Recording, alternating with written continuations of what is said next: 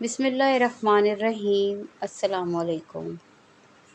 شہداء حضرت امام حسین جب اپنے نانا خیر البشر حضرت محمد صلی اللہ علیہ وآلہ وسلم کی یاد میں محزون و مغموم رہنے لگے تو اللہ پاک نے آپ کو شبہ مصطفیٰ حضرت علی اکبر سے نوازا۔ شہزادہ علی اکبر 11 شعبان المعظم 43 ہجری کو پیدا ہوئے۔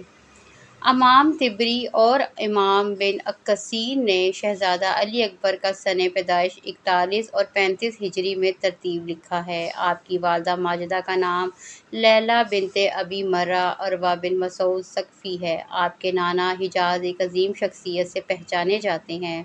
حضرت علی اکبر نہ صرف ہم شکل مصطفیٰ تھے بلکہ آپ کی چال ڈھال، حسن اخلاق اور بول چال بھی پیغمبر خدا کی مشابہ تھی۔ مدینہ کے باسی آپ کو دیکھ کر رسول اللہ کا گمان کیا کرتے تھے۔ مدینے میں جب بھی کسی کو حضور کی یاد ستاتی پھر وہ حضرت علی اکبر کا دیدار کرنے چلا آتا تھا۔ نواسۂ رسول حضرت امام حسین کے اس قول سے حضرت علی کی عظمت و مقام کا بخوبی اندازہ لگایا جا سکتا ہے کہ آپ اکثر فرمایا کرتے تھے، ہم جب بھی رسول خدا کی زیارت کے مشتاق ہوتے ہیں تو ہم علی اکبر کے چہرے کی طرف نگاہ کیا کرتے، کیونکہ میرا بیٹا رسول خدا کے ساتھ بہت زیادہ مشابہت رکھتا ہے۔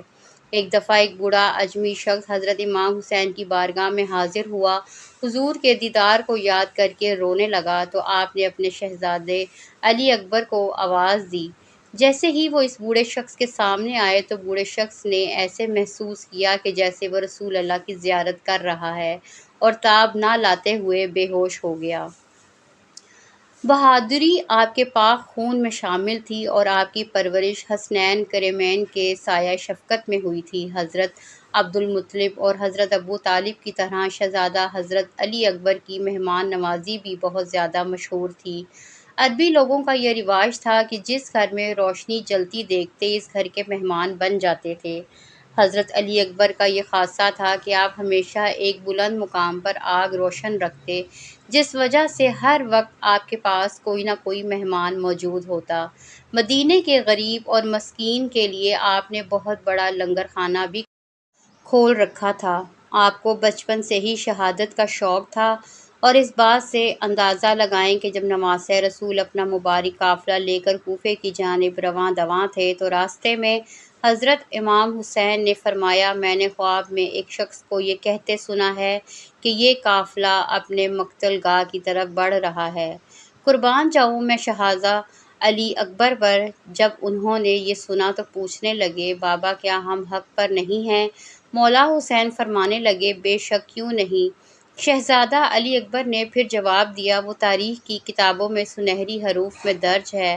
آپ فرمانے لگے، جب ہم حق پر ہیں تو ہماری شہادت بھی یقینی ہے، مرنے سے کوئی خوف نہیں، چونکہ حضرت علی اکبر کی آواز مبارک بھی اپنے جد امجد نبی مکرم صلی اللہ علیہ وآلہ وسلم کے ساتھ ملتی تھی، اسی لیے نواسۂ رسول حضرت امام حسین اکثر اپنے بیٹے علی اکبر کو ہی اذان دینے کا حکم دیا کرتے تھے۔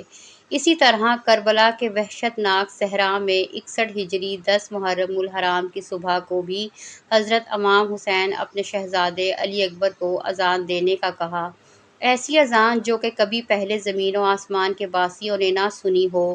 ہوائیں معطر ہونے لگتی ہیں، پہاڑ ہلنے لگتے ہیں، لیکن پھر بھی شقی القلب لشکر کو ندامت محسوس نہیں ہوئی۔ دنیا کے طالب ان بدبختوں کے دل نہیں لرزے۔ اذان ختم ہوتی ہے، نماز ادا کی جاتی ہے۔ بنی ہاشم کے شیروں میں سے سب سے پہلے حضرت علی اکبر اجازت مانگتے ہیں کہ بابا مجھے اجازت دیجیے، میں میدان میں سب سے پہلے جاؤں گا۔ جیسے ہی ہم شکل پیغمبر بارگاہ حسینی میں داخل ہوتے ہیں تو کہتے ہیں، اے بابا جان اجازت دیجیے۔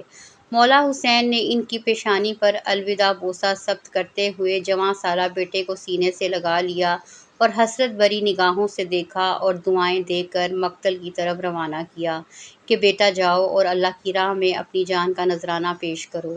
علی اکبر شیر کی طرح میدان جنگ میں آئے، سراپا پیکر رعنائی، سراپا پیکر حسن و جمال، مصطفیٰ صلی اللہ علیہ وآلہ وسلم کی تصویر کامل یزیدی لشکر سے نبرد پر آزما تھے۔ جب حضرت علی اکبر میدان جنگ میں جا رہے تھے تو فرما رہے تھے، میں علی حسین ابن علی ہوں، رب کعبہ کی قسم ہم ہی رسول اللہ کے نزدیکی ہیں۔ امام ابو الفرج اصفہانی اس طرح روایت کرتے ہیں کہ علی اکبر جب میدان میں جاتے ہیں تو امام عالی مقام حضرت حسین فرماتے ہیں، اے اللہ گواہ رہنا، ابھی جو جوان میدان میں گیا ہے وہ تمام لوگوں میں سے سب سے زیادہ رسول خدا سے مشابہ ہے، اسے جلد سے جلد اپنے نانہ رسول کے ہاتھوں جام کوثر سے سیراب کرنا۔ نواسۂ رسول حضرت امام حسین مقتل کی طرف بڑھے کہ اپنے بیٹے کی جنگ کا نظارہ کریں، وہ دشمن پر کس طرح جھپٹتا ہے، لیکن لشکر یزید میں اتنا گرد و غبار چھایا ہوا تھا کہ امام عالی مقام داد شجاعت دیتے ہوئے علی اکبر کو نہ دیکھ سکے۔ امام عالی مقام آرزومند تھے کہ دیکھیں کہ میرا بیٹا کس طرح راہ حق میں استقامت کا کوہ گراں ثابت ہوتا ہے، کس طرح یزیدی لشکر پر وار کرتا ہے۔ شجاعت حیدری کے پیکر علی اکبر برق رعد بن کر یزیدی عساکر پر حملہ کر رہے تھے، صفیں کی صفیں الٹ رہے تھے۔ لشکر یزید جس طرف دوڑتا ہے تو امام حسین سمجھ جاتے ہیں کہ علی اکبر اس طرف داد شجاعت دے رہا ہے، اسی طرح سمتوں کا تعین ہوتا رہا، یزیدی سپاہی واصل جہنم ہوتے رہے۔ علی اکبر مردانہ وار جنگ کر رہے تھے، 3 دن کے پیاسے ہیں، گرد و غبار سے فائدہ اٹھا کر گھوڑے کو ایڑی لگا کر واپس آئے اور عرض کی، ابا جان اگر ایک بوند پانی مل جائے تو تازہ دم ہو کر بدبختوں پر حملہ کروں۔ فرمایا، بیٹا میں تمہیں پانی تو نہیں دے سکتا، میری زبان کو چوس لو۔ امام حسین کی اپنی زبان خشک ہے۔ امام عالی مقام اپنی زبان مبارک علی اکبر کے منہ میں ڈال دی کہ بیٹا اسی طرح نانا جان اپنی زبان میرے منہ میں ڈالا کرتے تھے، شاید وہ میرے منہ میں اپنی زبان آج کے دن کے لیے ہی ڈالتے تھے۔ علی اکبر نے اپنے بابا کی سوکھی ہوئی زبان چوسی، ایک نیا حوصلہ اور ولولہ ملا، پلٹ کر پھر لشکر یزید پر حملہ کیا اور بہت سے دشمنوں کو جہنم واصل کیا۔ اچانک لڑتے لڑتے آواز دی، ابا جان مجھے تھام لیجیے۔ حضرت امام حسین سمجھ گئے کہ جواں سالہ بیٹے کی شہادت کی گھڑی آ گئی ہے، دوڑ کر علی اکبر کی طرف آئے، قریب ہو کر دیکھا تو ہم شکل پیغمبر علی اکبر زمین پر تھے، لشکر یزید کے کسی بدبخت سپاہی کی برچھی علی اکبر کے سینے میں پیوست ہو چکی تھی۔ یزیدی لشکر جیت کے نعرے بلند کرتے ہوئے واپس لوٹ گئے۔ حضرت امام حسین زمین پر بیٹھ گئے اور اپنے زخمی بیٹے کا بوسہ لیا۔ جسم زخموں سے چور ہے، کوئی جگہ نہیں جہاں تلوار کا نشان نہ ہو۔ حضرت علی اکبر نے کہا، ابا جان اگر یہ برچھی میرے سینے سے نکال لیں تو میں دشمنوں پر پھر حملہ کروں۔ امام علی مقام نے ایک دفعہ بیٹے کے سینے میں لگی برچھی کو دیکھا اور ایک دفعہ آسمان کی طرف نظریں اٹھائیں کہ جیسے کہہ رہے ہوں کہ یہ کام تو چھری چلانے سے بھی زیادہ مشکل ہے۔ لیکن تاریخ گواہ ہے کہ حضرت امام نے اپنے بیٹے شبہ مصطفیٰ حضرت علی اکبر کے سینے سے جب برچھی نکالی تو خون کا فوارہ آپ کے چہرہ اطہر پر پڑا۔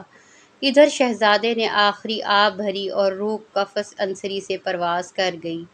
راوی لکھتے ہیں کہ 10 محرم کے دن حضرت امام حسین کی عمر مبارک 56 سال 5 ماہ اور 5 دن تھی اور کوئی بھی بال سر مبارک پر اور داڑھی مبارک کا سفید نہ تھا۔ لیکن جب جوان بیٹے علی اکبر کا جسد مبارک بازوؤں میں سمٹا تو سر انور اور ریش مبارک کے سارے بال سفید ہو گئے۔ جوان بیٹے کی شہادت نے باپ کو غم سے نڈھال کر دیا۔ امام ابن اسحاق نے سیدنا حضرت امام حسین سے روایت کی ہے کہ رسول اللہ صلی اللہ علیہ وآلہ وسلم نے ارشاد فرمایا، گویا کہ میں ایک سفید داغوں والے کتے کو دیکھ رہا ہوں جو میرے اہل بیت کے خون میں منہ مار رہا ہے۔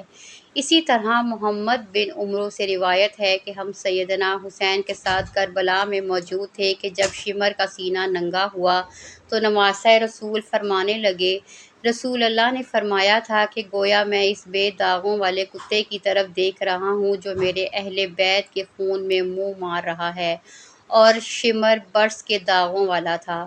اب ناظرین آپ خود فیصلہ کریں کہ کیا لشکر یزیدی میں شامل کسی شخص کو انسان کہا جا سکتا ہے؟ اللہ اکبر! کیسے کیسے ظلم ہوئے ہیں کربلا میں، آنے والی چند ویڈیوز میں آپ کو کربلا کے ہی مناظر پیش کریں گے۔ لاکھوں سلام ہو جناب حضرت علی اکبر پر، کروڑوں درود و سلام حضور صلی اللہ علیہ وآلہ وسلم کی آل پر۔ اللہ پاک مجھے اور آپ کو رسول اللہ صلی اللہ علیہ وآلہ وسلم اور ان کی آل پاک سے بے پناہ محبت عطا فرمائے، آمین۔ ویڈیو پسند آئی ہو تو چینل کو سبسکرائب ضرور کریں اور کمنٹ باکس میں آمین ضرور لکھیں۔ ملتے ہیں اگلی ویڈیو میں۔ اللہ حافظ۔